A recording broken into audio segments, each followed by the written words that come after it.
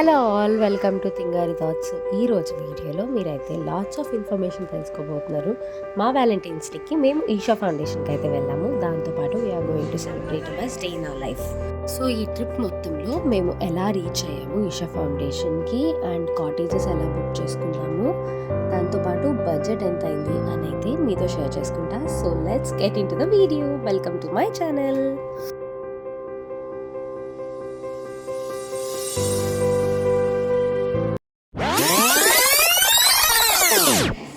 So cut చేస్తే మేము ఇప్పుడు విజయవాడ స్టేషన్లో ఉన్నాము. మేము వచ్చేసి టికెట్స్ వివేక్ ఎక్స్ప్రెస్కి బుక్ చేసుకున్నాం.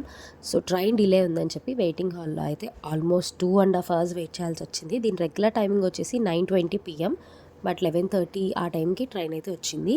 సో ఇది Day 2 అనమాట. చాలా ఆకలిస్తే ట్రైన్లోనే పరాటా కొనుక్కొని తిన్నాము. సో ఆల్మోస్ట్ ట్రైన్ లేట్ అయింది కాబట్టి మేము డెస్టినేషన్ రీచ్ అవ్వడం కూడా చాలా లేట్ అయింది. మేము విజయవాడ నుంచి కోయంబత్తూర్ జంక్షన్కి వివేక్ ఎక్స్ప్రెస్లో అయితే టికెట్స్ బుక్ చేసుకున్నాము. ఫస్ట్ మేము 3rd AC బుక్ చేసుకున్నాం, బట్ లోపల అంతా మెస్సీగా ఉందని మేము తర్వాత టీటీతో మాట్లాడి 2nd ACకి అయితే షిఫ్ట్ అయిపోయామన్నమాట. సో మీరు కంఫర్ట్ చూసుకుంటున్నాను అంటే 2nd ACకి వెళ్ళచ్చు. టికెట్ రేంజ్ వచ్చేసి 1890 ఉంటుంది. 3rd ACలో అయితే కనుక 1550 ఎంతో ఉంటుంది. సో దాన్ని బట్టి మీరు ప్లాన్ చేసుకోండి. బట్ స్లీపర్ అనేది అస్సలు సజెస్టబుల్ కాదు లాంగెస్ట్ జర్నీ వల్ల. సో నీట్గా రెడీ అయ్యి ట్రైన్లు ఎక్కిన మేము పిచ్చి వాళ్ళ కల్లోకి అయితే వచ్చేసాం. కోయంబత్తూర్లో ఆటో సర్వీస్ కోసం అయితే పర్టికులర్గా ఒక డెడికేటెడ్ వీడియో అయితేనే చేస్తాను నేను. మేము డైరెక్ట్గా ఇక్కడ నుంచి ఈషా ఫౌండేషన్కి వెళ్ళలేదు. మాకు కొన్ని థింగ్స్ అయితే కొనుక్కునే ఉన్నాయి. అందుకని రైల్వే స్టేషన్ నుంచి 2 kilometers అవేలో ఉన్న లులు హైపర్ మార్కెట్కి అయితే వెళ్ళాము. సో చాలా బాగుండింది ప్లేస్ మాత్రం. అక్కడ మాకు కావాల్సిన కొన్ని థింగ్స్ అయితే కొనుక్కున్నాము. అండ్ రామ్ నాకు వ్యాలంటైన్స్ డే గిఫ్ట్ అక్కడే కొనిచ్చారు. అదేమి ఇచ్చారో కూడా నేనైతే మీకు వీడియోలో చూపిస్తాను నెక్స్ట్ వీడియోలో. అండ్ చాలా మంచి ప్రోడక్ట్స్ అయితే ఉన్నాయి.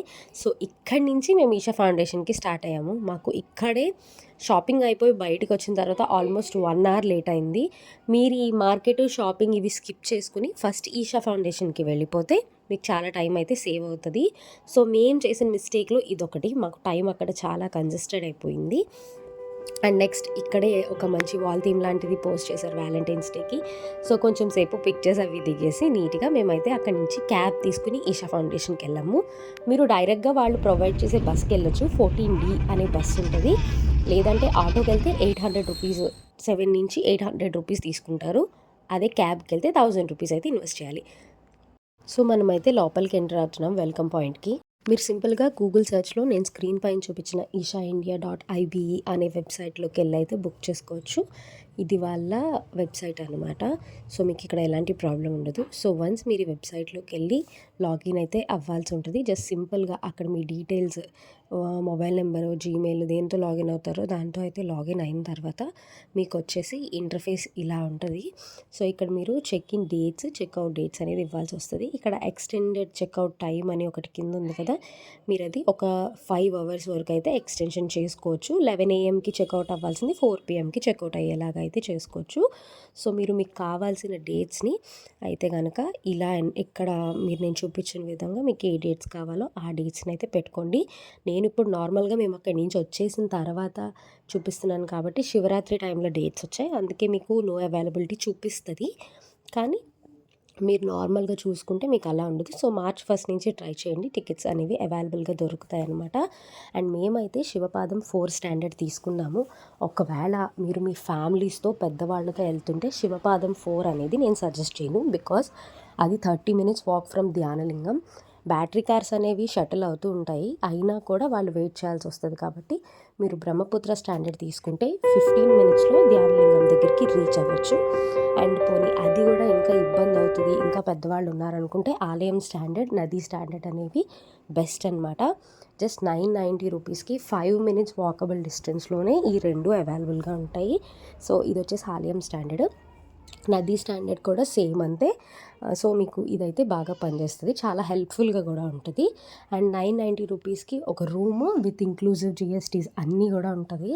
అండ్ ఇక్కడ రూమ్స్ అయితే చాలా చాలా చాలా బాగున్నాయి. You don't need AC rooms, అంత రిక్వైర్మెంట్ ఏమి ఉండదు, చాలా చల్లగా ఉంటుంది.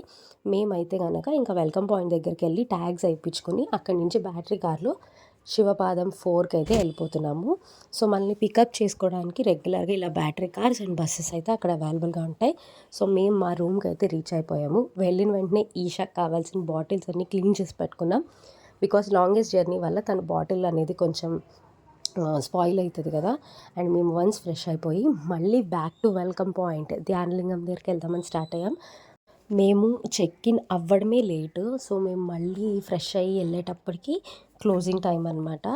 అందుకని అక్కడ జరిగే చిన్న చిన్న రిచువల్స్ అది చూస్తున్నాము. వీళ్ళు శివరాత్రికి అయితే ప్రిపేర్ అవుతున్నారు. అండ్ కొంతసేపు చూసి ఫుడ్ తినేసి అక్కడి నుంచి అయితే బ్యాక్ టు రూమ్ వచ్చేసాం. లాస్ట్ బస్సు 10 o'clockకే ఉంటుంది మనం మన ప్లేస్కి వెళ్ళడానికి. సో ఈలోపే మన పనులన్నీ మనం ముగించుకుని అయితే రెడీగా ఉండాలి. సో నెక్స్ట్ వీడియోలో మీకు ఇంకా ఎక్సైటింగ్ అండ్ లోపల ఎలా ఉంటుంది అదంతా కూడా చూపిస్తాను. So stay tune, subscribe.